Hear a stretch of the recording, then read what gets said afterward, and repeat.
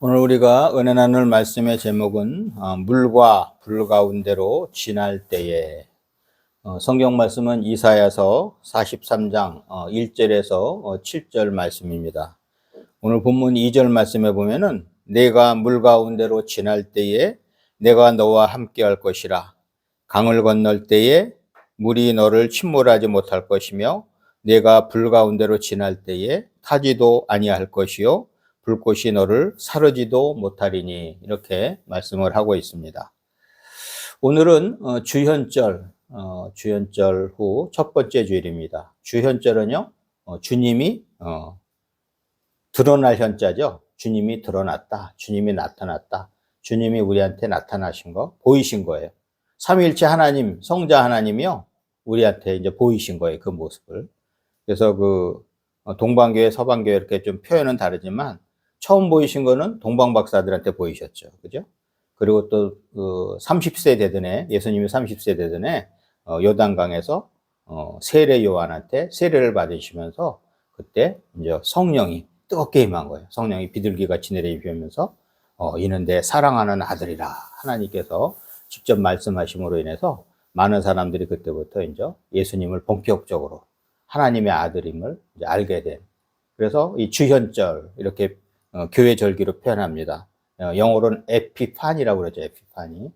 그래서 저희 교회는 항상 이제 교회 절기로 이렇게 이제 설교도 준비하고 교회 절기로 이렇게 우리 탁보도 이렇게 사용을 하는데, 우리가 이 색깔만 봐도 내가 이제 이 기간에는 어떻게 살아야 될까 우리가 알게 됩니다. 그래서 예수님이 등장하면 우리 교회 예전 색깔은 이제 흰색이죠.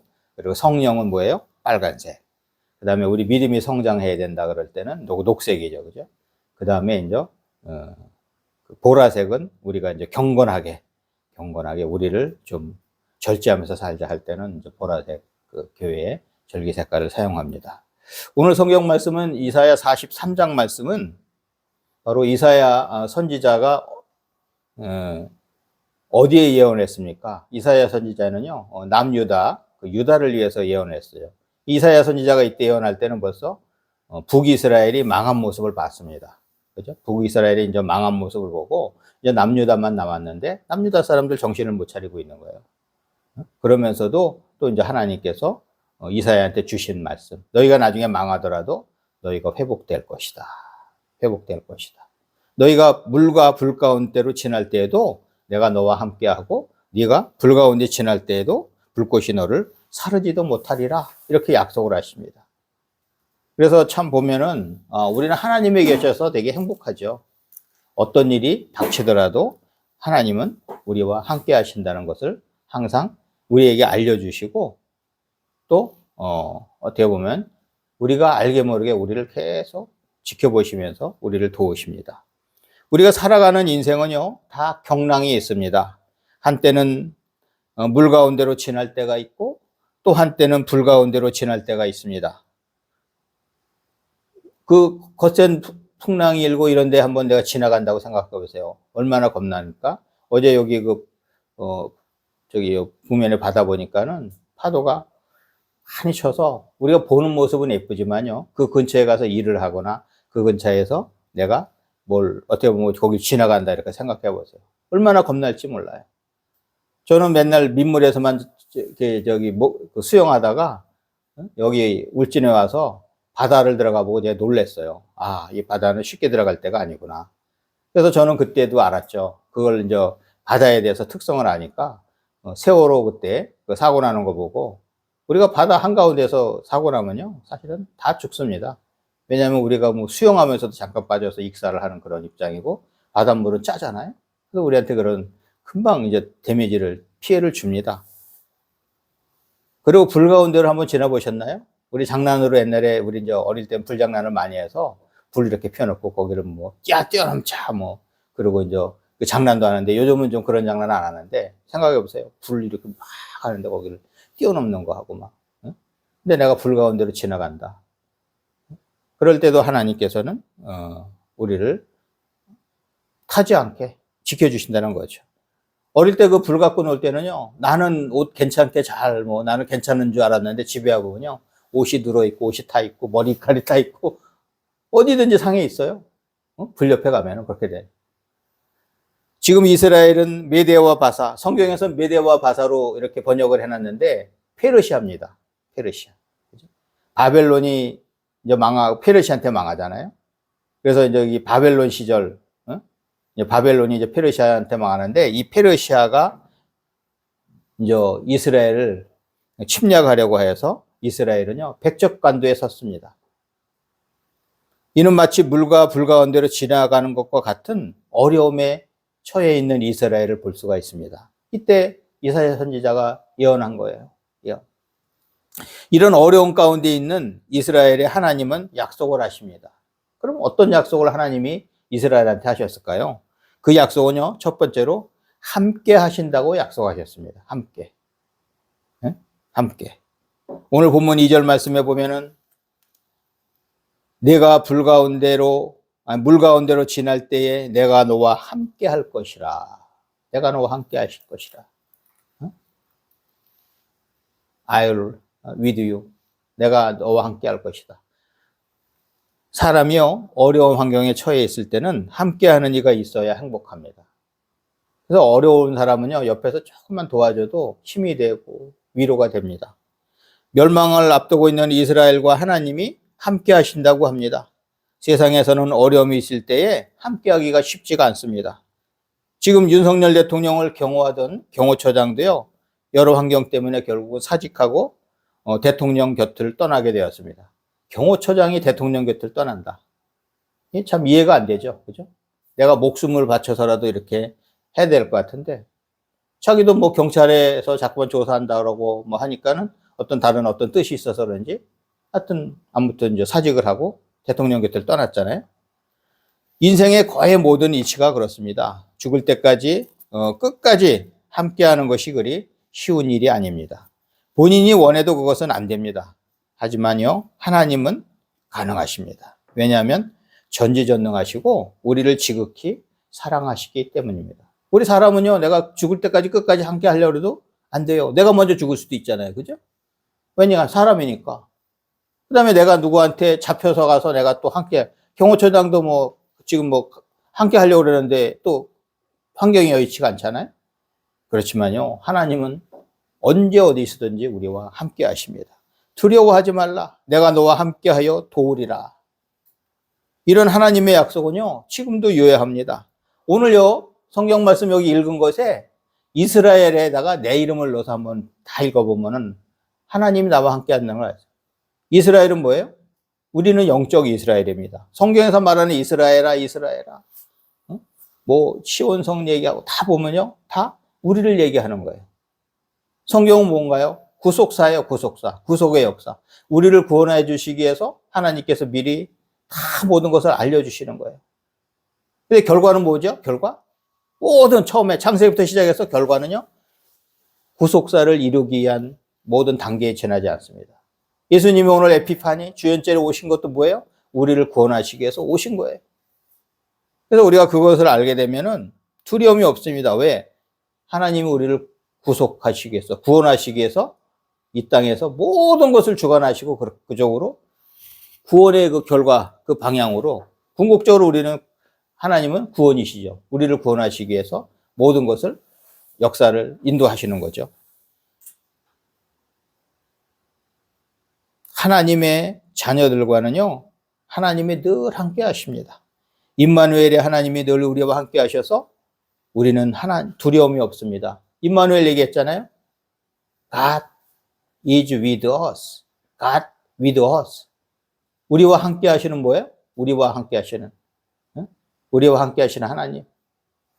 얼마나 어떻게 보면요, 든든합니까? 내가 어디에 있든지 하나님이 나와 함께 하신다는 거. 우리는 하나님이 함께 하셔서요, 두려움이 없습니다. 우리는 행복합니다. 두려움을 극복하는 최고의 방법은요, 피하는 것이 아니라 더 적극적으로 하나님을 의지하는 것입니다. 유럽의 어디든요, 도시와 마을 중심부에는요, 대부분 분수가 있습니다. 제가 이탈리아 갔을 때 보니까 떼레비 분수가 있더라고요. 옛날에 유명한 영화 거기서 찍어서 텔레비 분수를 아는데, 보면은 거기요, 어떤 그 분수에 보면요, 분수를 장식하는 조각상 중에 가장 대표적인 것이 성 크리스토퍼 상입니다. 성 크리스토퍼는요, 물의 위험에서 사람들을 보호해주는 존재입니다. 뱃사공이나 선원 등 그 위험한 일을 하는 사람들의 수호 성인이죠. 성 크리스토퍼가 사나운 여울을 건너는 사람들을 도와주던 어느 날 어린아이를 등에 업고 여울을 건널 때에 그 나무 지팡이에서 푸른 싹이 돋아났습니다. 크리스토퍼의 그 선행에 하늘에서요, 인정을 하시고, 그 어떻게 보면은 하늘에서 인정한 그 증표를 보이신 거예요. 아론의 쌍난 지팡이, 그죠? 쌍난 지팡이. 그 다음에 모세의 손에 들렸었던 그 지팡이로 인해서 홍해가 갈라졌죠. 그 무리바에서는 모세가 나중에 봉변당했지만 물이 나왔어요, 사막에서. 하나님이 함께 하시는 그 역사죠. 크리스토퍼의 등에 옆에 있던 아이는요, 바로 예수님이었습니다. 크리스토퍼가 그렇게 착한 일을 하면서 하니까는 예수님이 감동하신 거예요. 예수님이 우리 패스할 때 그러잖아요. 원종석 원사님도 예수님이 나타나셨을 때 거지로 나타나셨다 그러잖아요. 예수님은요, 화려하게 안 나타나십니다. 우리한테 거지로, 남이 무시하는 사람으로 예수님이 나타나십니다. 그래서 자기도 모르게요, 아브라함은 부지불식 중에 하나님을 대접했다 그러잖아요. 아브라함은 나그네를 대접하는 게 습관이 돼 있어요. 항상 남을 대접하는 게 습관이 돼 있어요. 이런 사람은요, 내가 계산해서 대접하는 것이 아니라 자연적으로 대접하다가 예수님을 대접하게 되고 하나님을 대접하게 됩니다. 그런데 내가 머리 굴려서 저 사람은 옷 잘 입었으니까 내가 대접해야지, 저 사람은 거지처럼 저랬으니까 내가 무시해야지, 이게 하나님이 원하시는 것이 아니죠. 누구나 이제 어려움에 처하면 도와주고, 특히 더 약자 편에서 많이 이렇게 도와주는 것이 어떻게 보면은 그게 예수님 만나기 위한 더 조건이 됩니다. 그죠? 분수에 설치된 크리스토퍼 상은요, 비록 사나운 물이 위협할지라도 하나님을 의지하라는 메시지를 담고 있습니다. 그래서 우리는 어떤 어려움이 있어도 딴 거 말고 하나님을 의지해야 됩니다. 하나님. 어떤 일이 봉착이 되면 먼저 하나님한테 기도해야 됩니다. 내가 머리 굴려서 내가 어떻게 하려 어떻게 해놓고 거기에 기도하는 것이 아니라 하나님한테 먼저 기도하면서 방법을 찾고 하나님 뜻을 보고 나가야 됩니다. 여호수아 1장 9절에서는 내가 내게 명령한 것이 아니냐? 강하고 담대하라. 두려워하지 말며 놀라지 말라. 내가 어디로 가든지 네 하나님 여호와가 너와 함께 하느니라 합니다. The Lord your God will be with you wherever you go. wherever you go. 네가 어디로 가든지 너와 함께 한다. 얼마나 멋있어요. 하나님이 우리가 어디가 있든지 함께 하신다는 거예요. 함께. 둘째로 어려움에 처해 있는 이스라엘의 하나님이 하신 약속은요, 상하지 않는다고 약속하셨습니다. 오늘 본문 2절 말씀에 보면은 강을 건널 때에 물이 너를 침몰하지 못할 것이며 내가 불 가운데로 지날 때에 타지도 아니할 것이요 불꽃이 너를 사르지도 못하리니라고 합니다. 강을 건너도 두려움이 없어요. 불 가운데로 가도 걱정이 없어. 우리를 상하지 않게 하기 때문에. 하나님은 이스라엘이 비록 불 가운데로 지나간다고 할지라도 상하지 않을 것을 약속합니다. 다니엘은 하나님이 도우셔서 비록 사자굴에 던져졌을지라도 털끝 하나 상함이 없었습니다. 그리고 사도 바울도요, 이제 죄수로 로마로 압송되던 중에 태풍이 나서 그 유라굴로 태풍 때문에요, 그 멜리드 섬에 정착하게 됐잖아요. 멜리드 섬 잠깐. 근데 그 멜리드 섬에서 불을 필 때에 나무를 이렇게 하는데 독사에 딱 물렸어요. 근데 멜리드 원주민들이 보고 저 사람이 죄인이구나. 저 사람은 이제 반드시 죽겠구나.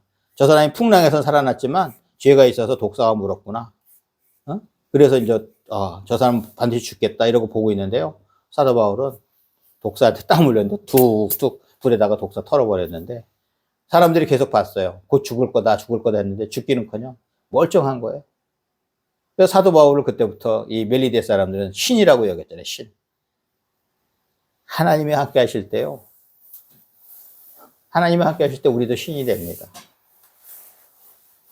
성령님의 힘을 얻어서요. 두려움이 없습니다. 우리는 하나님이 불꽃 같은 눈동자로 지키셔서 상함이 없습니다. 시편 17편 8절에서는요. 나를 눈동자같이 지키시고 주의 날개 그늘 아래 감추사라고 합니다. 참 제가 좋아하는 편이에요. 우리 할머니 이용남 권사님이 저를 위해서 기도할 때 우리 형규 눈동자같이 보살펴 주세요. 맨날 그래요. 눈동자 한번 보세요. 눈에 조그만 티 하나 들어가도 되게 아프죠. 그죠? 조그만 티 하나 들어가도 불편하고 되게 아픕니다. 그렇게 하나님이 우리를 지키신다는 거예요. Keep me as the apple of your eye. 이게 애플이에요, 애플. 우리의 눈에 이 애플을요, 지키신다는 거예요. 불꽃 같은 눈동자로. 하나님은 우리를 눈동자같이 지키시고 하나님의 품에 지켜주십니다. 우리가 어떤 어려움에 처할지라도 하나님이 지키시기에 우리는 상함이 없이 승리할 수 있습니다. 그리고 마지막으로 어려움에 처해 있는 이스라엘의 하나님이 하신 약속은요, 회복한다고 약속하셨습니다. 오늘 본문 6절 말씀해 보면요, 내가 북쪽에게 이르기를 내놓으라, 남쪽에게 이르기를 가두어 두지 말라. 내 아들들을 먼 곳에서 이끌며 내 딸들을 땅끝에서 오게 하며. 지금 세계를 호령하고 있는 게 미국이죠. 어디 구속돼 있거나 이러면요, 미국이 얘기하면 거의 다 조이 돼요. 미국이 얘기하면 거의 다 조. 그런데도 아직 말 안 듣는 몇 나라도 있어요. 미국이 얘기해도. 그죠? 북한 같은 나라도 있고 그렇지만, 근데 하나님이 달라고 하시면 다 줍니다. 결국은 이스라엘이 남유다가 이제, 메데와 바사, 페르시아한테 망해서 다 포로로 잡혀갔잖아요. 포로로 잡혀가서 그 바벨론 강가에서 거기서 울면서 노래한 노래 있잖아요. 팝송. 바빌론 강가에서 그 노래도 있잖아요. 자기네 고향 보면서 울었대요. 고향 보면서. 제가 미국에 그 캘리포니아 그때 교육 갔을 때, 여기서 이렇게 쭉 꽃장 가면 한국입니다. 그러면서 선배님이 그 얘기해 주셔서 봤는데 그때요. 그 말을 들으니까, 그 짧은 시간 가 있는데도 벌써 우리 고국 생각이 나는 거예요. 이쪽으로 꼭 가면은 한국이구나. 근데 70년 동안 거기 잡혀 들어가서 종살이 하고, 그러고 있는데 얼마나 그 사람들이 고향 생각이 나고, 그 바벨론 강가에서 일하면서, 노예로 일하면서 울었대잖아요. 울었다. 거기 사람들은 너희 고향 노래 한번 해봐.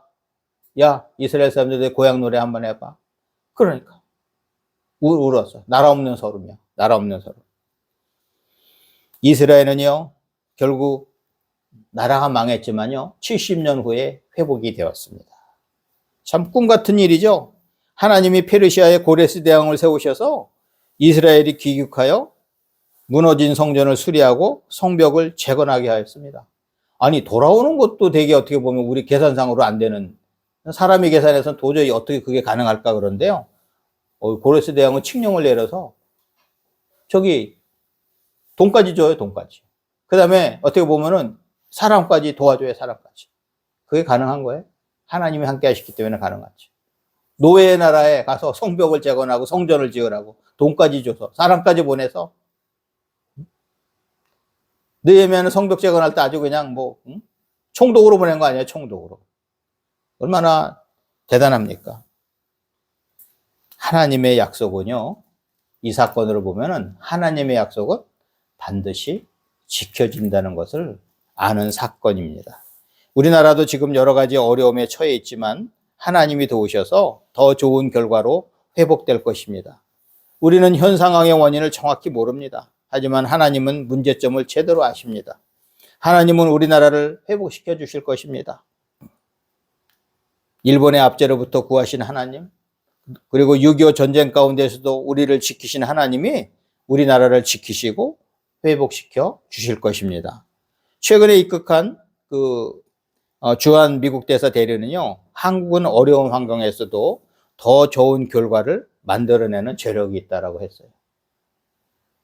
그분은 우리 교포이기도 하지만요, 참 좋은 편이에요. 우리나라는 어려움에 계속 봉착을 하더라도 그것을 이겨서. 우리 IMF 기금 빌려다 쓰고도 그거 금방 갚았죠. 그죠? 전쟁 참상으로 6.25가 나서 외국에 도와주던 사람까지 300만 명이 죽고 우리나라가 폐허가 됐는데도 거기서 다시 일어나서 이렇게 세계가 부러워하는 나라가 되었죠. 이것은 우리나라가 잘나서 그런 게 아니고요.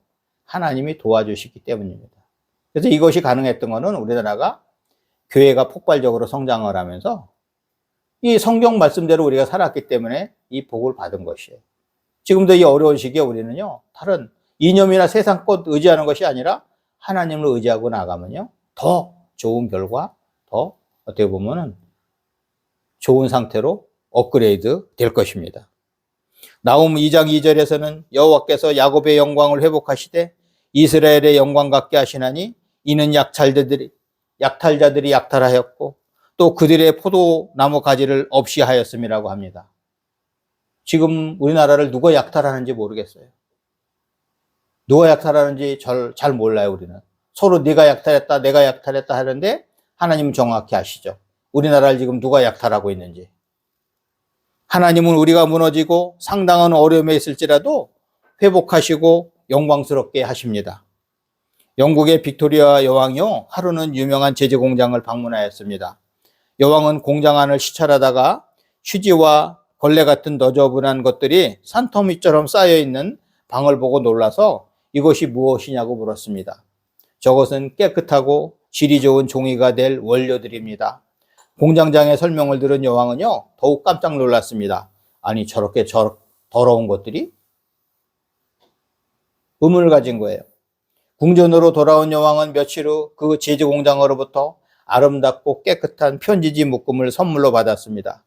그것은 며칠 전 여왕이 보았던 바로 그 더러운 휴지 조각으로 만들어진 것이었습니다.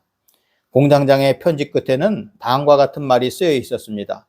그 걸레 같은 종이들이 아름다운 편지지로 변화되어 지금 여왕 폐하의 궁전에 가 있듯이 완악한 죄인들도 하나님의 은혜로 변화되면 언젠가 주님이 오시는 때에 하나님 나라 궁전에 가 있지 않겠습니까? 그렇습니다. 하나님은요, 회개하고 돌아온 이스라엘 향해 이같이 회복시켜 주시겠다고 약속하셨습니다. 이와 같은 회복의 역사는 오늘날에도 여전히 일어나고 있습니다. 축구 선수도요, 슬럼프 기간이 있습니다. 근데요, 이 슬럼프 기간을 잘 이기는 사람은 더 좋은 기회를 얻고 더 좋은 선수로 성장을 하지만 이 슬럼프를 잘 못 이기는 사람은요, 거기서 도태돼요.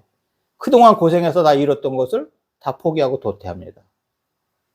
누구든지 우리가 살아가면서는요, 다 슬럼프가 있습니다. 슬럼프가. 그래서 우리가 전기에서 용어가요, 이 사이클이요, AC 있잖아요. AC가 이렇게 하잖아요. 이렇게 오실레이션 하잖아요. 이렇게 올라갈 때 있고 내려올 때 있고. 그렇지만 우리는 눈에 안 보입니다. 지금 AC 전원이 AC 전력이 저렇게 흘러도 눈에는 안 보이는데 저거를 분석을 하면요, 이런 파형을 갖고 있어요. 올라갈 때 있고 내려올 때. 그렇지만 이 에버리지 평균으로 보면요, 우리는 그냥 빛으로만 보입니다. 그래서 우리가 살아가면서 항상 이런 슬럼프 기간도 있고 잘 되는 기간도 있습니다. 잘 될 때는 우리가 교만하지 말고 슬럼프 기간 때는 더 기도하면서 하나님을 바라봐야 됩니다. 그래서 우리 하나님 있는 사람들은 뭐예요? 잘 될 때는, 기쁠 때는 하나님을 찬양하고, 그죠? 어려울 때는 뭐 합니까? 기도해야 됩니다. 그것이 우리의 나아갈 길입니다. 우리 할렐루야 축구성교회 가족은 비록 어려운 환경에 있을지라도 하나님이 도우시고 구해내신다는 확신을 가지고 더욱더 주님을 의지하며 승리하시기를 주님의 이름으로 축원합니다.